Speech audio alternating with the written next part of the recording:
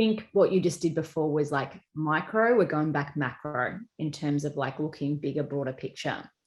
So if obviously we talk about holistic programming, and you guys all understand like holistic programming is this notion of a 360 understanding of like who we are as people within our training program, which is why we look at nutrition, strength and mobility, because we don't just want you to run this 50. We've got a lot of people doing the 50 and 100 in this program right now.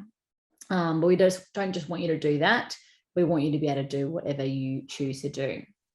So Beck, if you want to talk a little bit about what you consider to be our Her Trails way, and how it can be applied now and into the future. And then we'll also look at that idea of like body responsibility, mental responsibility, the power of your choice and the power of your ability to adapt what we've given this program to your personal circumstances. Yeah. So you'll see like within our programs, we do have a recipe that we feel like is putting you up for success, like Sam just mentioned. So that includes like every run with a purpose. And those runs are from easy runs to your speed, play sessions, to your threshold, to your long runs. And there's a reason why we've given you those specific runs on specific days. Not only with that, like the Her Trails ways, we incorporate the strength training to bulletproof your body in order to take the load on trail and in life too, to be honest. And then the mobility is really about giving you that range of movement, because flexibility is also a strength component, especially for running, because you need flexibility to run properly. And for us, like we've designed the programs, whether you're in a 20-week program or a 12-week program, and we now have a 10K program, they all use the same recipe, the volume and the load changes. We're big believers in giving you everything for success and to run, like Sam was saying before, for life. Yeah. One thing I will say about the program is like you need to always make sure you have your easy days easy and your hard days hard. Yeah. If you don't do this, you're going off what we see to be success in your program. So you're always going to be the agent to your own program, but like the success is like making sure that you keep those easy days easy and the hard days hard, because we need you to recover. And we need you to do that, like kind of that 10,000 hours rule. It applies with training. Is like you need to have the easy days just to get at the steps and the repetition. And the reason this is becoming really, really important for all of you is because you're getting to the more pointy end of the program. So high volume is there. Obviously, don't do more than the volume that we've said. But when we start to taper you, it's not cram time. Yeah. And it is such a weird thing of like, I haven't done enough. The reality is we've probably never done enough, but you actually don't need to do what you perceive as to be enough to be able to be on the start line of the race. I would definitely say at Her Trails, we are on the blend of more conservative, because it's a holistic online program specifically focused at women. And so we kind of consider that. So it's definitely everything that you need. The formula is completely there. If you attack your hard sessions hard and your easy, you'll get great performance. But it's also about not getting you injured, because so many people turn up to a start line overcooked, injured, and therefore that's just a slippery slope of being burnt out physically and mentally. And, it kind of takes away the whole point why we choose to do these things. So really look at the next week of the program and kind of have an analysis of the program, like on your Sunday when you kind of look at it going, okay, in an ideal world, I can do 100% of this, but, where am I at with my health right now? Where am I at with my foundation, like what we talked about beforehand? And what am I like with the other demands in my life right now?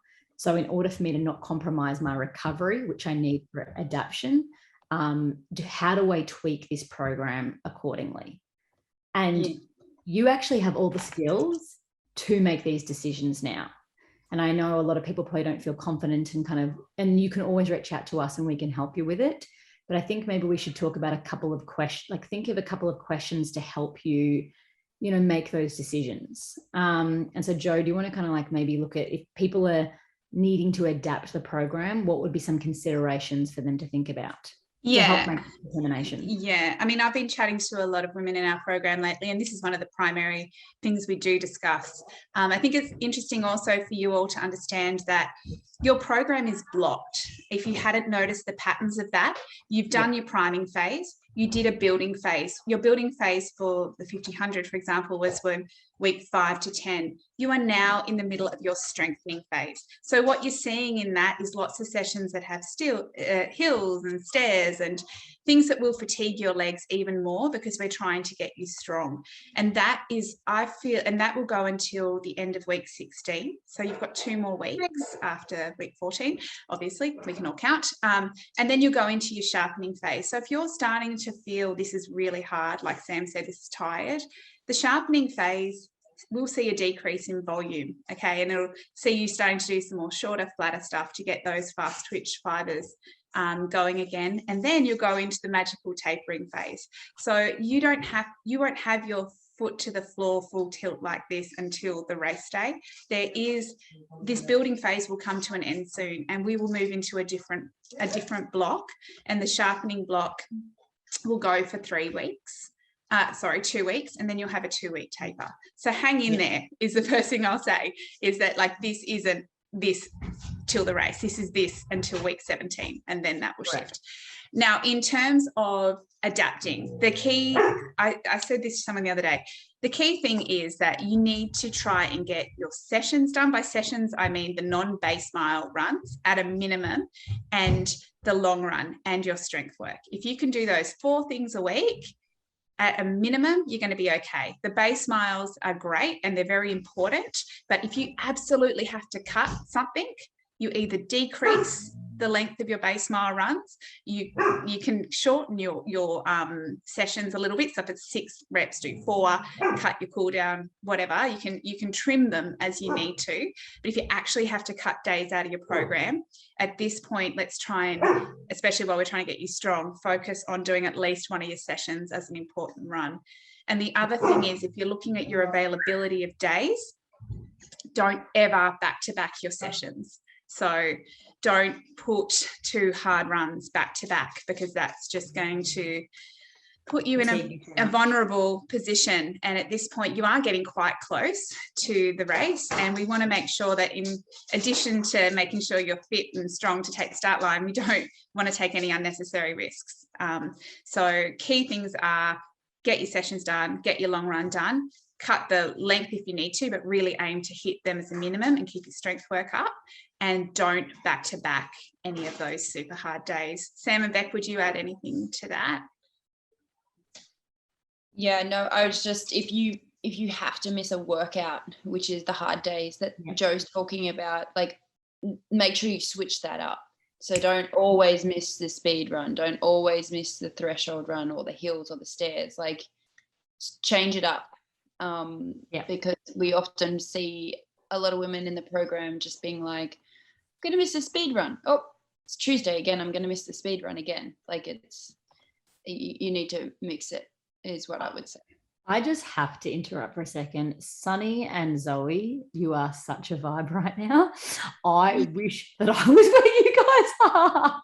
Yeah, you're on the beach. I need to say, when I was in Noosa like a couple of months back, I bumped into these 2 when they were finishing their long run, like totally coincidental. And like I saw them from afar, and I'm like, I was like, they look like they'd be Hurt Trails women. And it was just kind of Mark's like, not everyone is a Hurt Trails woman, Sam. And then they're like, hey, Sam. And I'm like, take that back. I remember this because then you called me straight after and you were like fangirling over them. Yeah. Like you are now. Guess who I just ran into? We're at kids rugby. We're watching rugby out of the corner of our eyes. Really? You're ticking the parent box. Yeah, we're here. Right, the rest of us have sent them off with phones, so we're all good here. Absolutely. Well, this is also another good Q&A timing. Do you have questions about what's to come? While we might not visibly going to show it to you, if you need to know what it is, we're happy to talk about it. And also it's a time to ask any other questions, more of a coaching level, that might be supportive for you guys. Yeah, you can pop those in the chat. Yeah, if you understand your training principles as an athlete or as a person that is in control of your own body, and you trust in that system, that process is going to be a lot smoother. So if you don't understand anything, ask questions. That's actually, and leading into that about the trust, you're going to rock up on race day. And I always, particularly in like multi-stage races, I found like it was when you were registering and signing in, you bump into people and people start talking about like what they're going to eat and what's their plan, what was the longest run that they did, and how much vertical gain did they spend doing a week. And I would always be like, oh, I didn't do that. Oh. I haven't packed that. So in terms of like even if you start to speak to people now, or you're looking at the UTA forum pages, trust in what you've done and almost just like go like, we're following a system. Hope, they might be following a totally different system with a different periodization, with a different coach that maybe is looking more at males. Like there's a whole lot of factors that might be why they've done what they've done, or they just made it up on the fly. So, why would you even listen to it anyway? But it takes a lot of discipline to go, I know back what I've done. I've done it now anyway, so I can't change it regardless. And I'm going to go to the race day. I'm going to put my earmuffs in beforehand, get my sign in, and we will do a session with all of you about race prep and how to kind of get yourself in the zone where you have the capabilities of turning off the periphery and gliding into your steps as your personal experience, no one else's experience. Because the reality is all of you sign up to do this race for your own reason. And it's your journey, it's no one else's. And so you want to kind of like fully immerse yourself into what your experience is, not the experience of other people. Yeah, that's really good, Sammy. We do have a question from Gemma who's asked what happens when we drop off. And this has happened a lot. And because a lot of people have been sick, people have been getting COVID, flus, had sick kids, all of that stuff. And it's actually really dependent. So if you've dropped off for a week or maybe 10 days, then my advice to everybody has been jump, as long as you're well, you won't have lost any fitness in a week or even 2 weeks. You will have lost just the top end, the 5%, which you don't need for these runs anyway. So I'd say just jump into where we're at and carry on. And if you are recovering, then we do what we spoke about before, and we trim the sessions during that recovery week where you're easing back into it. If you've had a longer period, like 3 or 4 weeks off completely and you've done nothing, then I would say reach out to us. The advice would be to probably go back a few weeks and just do one of the weeks in between, see how that went, and then we can assess whether we just then after that week fast forward you to where we're at. So there is nuances because it's not black and white. It depends how long you've been away. It depends why you've been away. Are you feeling 100%? Are you still sick but recovering? But there are some basic principles that you can manage. If it's a really simple, I was off for a week, I'm back now, I'm feeling fine, just jump back on and you'll be fine. So I hope that makes sense. I would say jump onto that video of jumping back on the bandwagon. Has anyone watched that one? Yeah, I feel like all of us, or most of us at some point have had to do that. Okay, let's go to Rachel's question.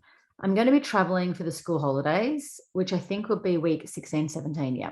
And it's through central Queensland, so very flat areas. What can I do to try and maintain my strength for stairs and hills during this time? Strength training is my If you're answer. only going for a week, you're not going to lose your strength in a week, and it might just freshen you up. You're going for 2